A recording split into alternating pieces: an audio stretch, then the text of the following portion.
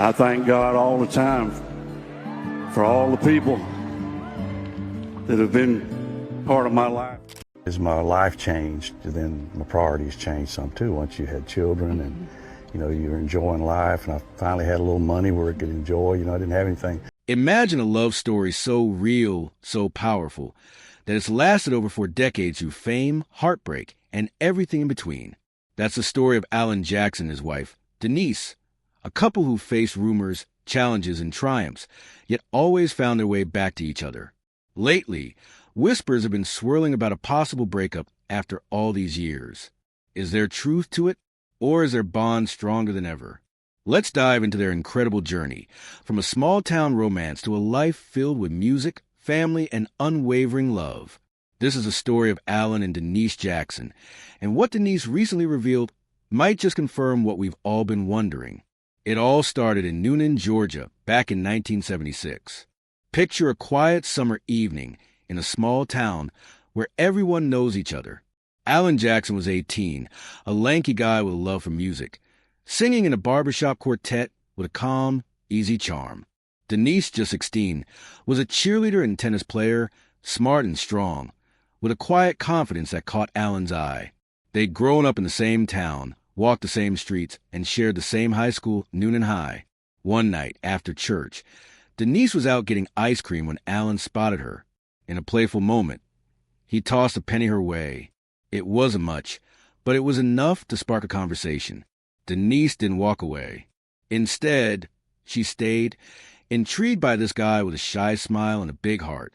That penny led to more moments, talks that stretched late into the night, rides in Alan's white 1955 Thunderbird he'd restore with his dad, cruising down Newnan's back roads under a starry Georgia sky. They shared milkshakes, went to school dances, and talked about their dreams. At first, Denise wasn't so sure about Alan's advances.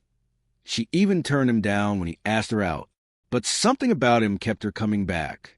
They found a rhythm, built on shared memories and the comfort of knowing each other's roots. By Christmas Eve 1978, when Alan was 19 and Denise had just turned 18, he got down on one knee and proposed. With steady words and a heart full of love, he asked her to be his forever. She said yes. They shared the same last name, Jackson, which felt like fate had already written their story. On December 15, 1979, they married in Newnan Baptist Church. Alan, true to his heart, sang to Denise during the ceremony. Not to show off, but because it was the only way he knew to express how much she meant to him. They were young, just out of high school, with no money and big dreams. Life wasn't easy. Denise kept studying, and they worked hard to make ends meet. They learned how to budget, how to live together, how to build a life from scratch. Denise once said she thought marriage would be like a fairy tale, smooth and perfect. But real life taught her it took work, patience, compromise, and showing up every day, even when it was tough.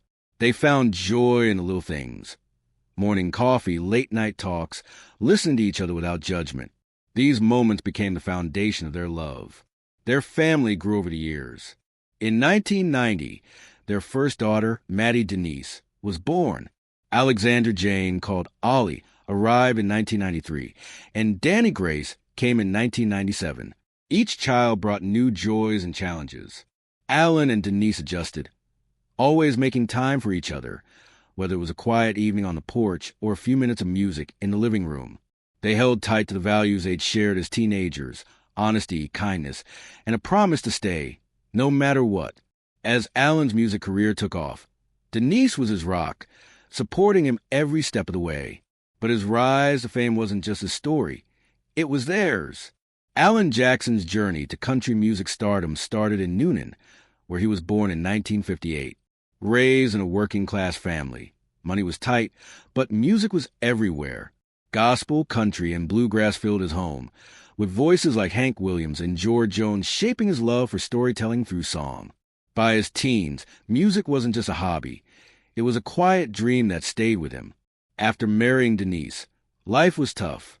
Alan worked as a car salesman, built houses, and waited tables. Denise became a flight attendant, driving from Newnan to Atlanta for her shifts. But Alan never stopped singing, performing at churches, weddings, and small events. One day, A band called Dixie Steele heard him at a wedding and asked him to join as their lead singer. It was a small step, but it gave him a stage to grow. Then came a moment that changed everything. In the early 1980s, while working at the Atlanta airport, Denise spotted country legend Glen Campbell. With courage and love for her husband, she walked up to him and told him about Alan's talent. Campbell listened kindly and gave her a card with the contact info from Marty Gamblin, who ran his Nashville publishing company. He told her to have Alan focus on writing songs and send a demo. Denise came home with that card, knowing it might be their only shot. Alan poured his heart into writing, crafting songs about love, work, and home, simple, honest stories that felt real. Denise helped him, organizing his notes, typing lyrics, and keeping him grounded. When the demo was ready, they sent it to Gamblin. It worked. Alan signed a contract to write songs, and in 1985, they packed up and moved to Nashville. In Nashville, life was lean. They lived in a small apartment, watching every penny. Denise took any job she could find while Alan wrote songs by day and performed at night. The road to success was slow. Nashville was full of dreamers, and record labels wanted polished, radio-ready stars.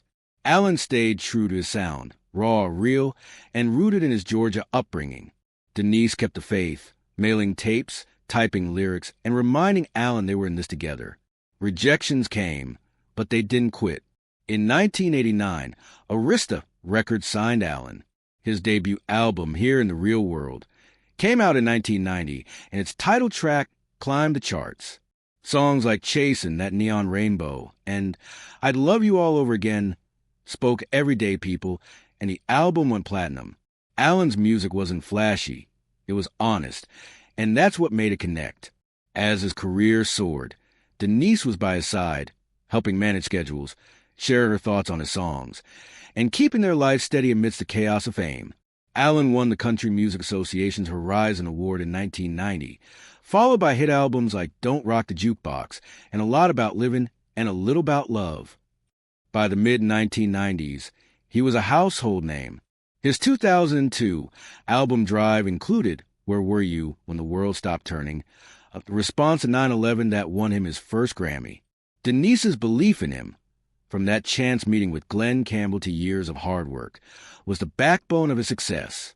When a tornado hit Newnan in 2021, Alan performed at a benefit concert and said simply, "I'm from Newnan. My wife Denise is from Newnan." Their roots ran deep, and their story was tied to that small town. Their family grew stronger, too. Maddie, Ollie, and Danny were raised in a home grounded in faith and love. Maddie, born in 1990, studied creative writing and became a certified sommelier. She married Ben Selectman in 2017, but tragedy struck when he died in 2018 after a fall. Maddie found love again, marrying Connor Smith in 2023 and welcoming their son, Wesley Allen Smith, in 2024. Ollie, born in 1993, married Sam Bradshaw in 2020 and had a son, Jackson Alvey, in 2022. She keeps her life private, staying out of the spotlight. Danny, born in 1997, is the most private, with little known about her life beyond her close family ties. The sisters, though different, share a bond shaped by their parents' love and values. But even a love as strong as Alan and Denise's faced storms. In 1997, after nearly 18 years of marriage, they separated. The pressures of Alan's career and raising 3 young daughters had created distance. Denise later wrote in her 2007 memoir, "It's all about him, finding the love of my life," that they'd grown apart, and Alan felt their marriage couldn't be fixed. He moved out of their Tennessee home for 4 months. Denise admitted she tried to control the situation, but it left her exhausted. One day, driving her daughters home from dance class, she let go and turned to her faith. That moment changed her heart. Alan came back to see the kids, and they started talking again. He asked her on a date, and slowly they rebuilt. Denise revealed in her book that Alan had been unfaithful during that time. Forgiving him wasn't easy. It took time, faith, and counseling. She found peace by letting go of bitterness, and they renewed their vows in 1998. Alan supported her decision to share their story, even though it meant exposing his mistakes. He wrote the foreword for her book and 2 songs to go with it, saying the story moved him to tears. Denise's second book, The Road Home, focused on her faith. In 2010, she faced colorectal cancer, a shock to their family. Alan stood by her through chemotherapy and radiation, writing, "When I saw you leaving about that time." Denise survived and used her experience to inspire others. Alan, too, faced health challenges. In 2021, he revealed he had Charcot-Marie-Tooth disease, a genetic nerve disorder affecting his balance. He'd known since the early 2000s, but spoke out when it impacted his performances. Denise supported him, just as he'd supported her. Their partnership grew stronger through these trials, rooted in mutual care. Alan's song Remember When captures their life, youth love, struggles, and all. In 2022, when he received the Willie Nelson Lifetime Achievement Award, he dedicated it to Denise, saying she'd stayed with him through it all. In April 2025, during one of his final concerts, Alan called Denise on stage as Remember When played. They danced, and the crowd felt the weight of their love. It was near Denise's birthday, and Alan later posted a sweet message.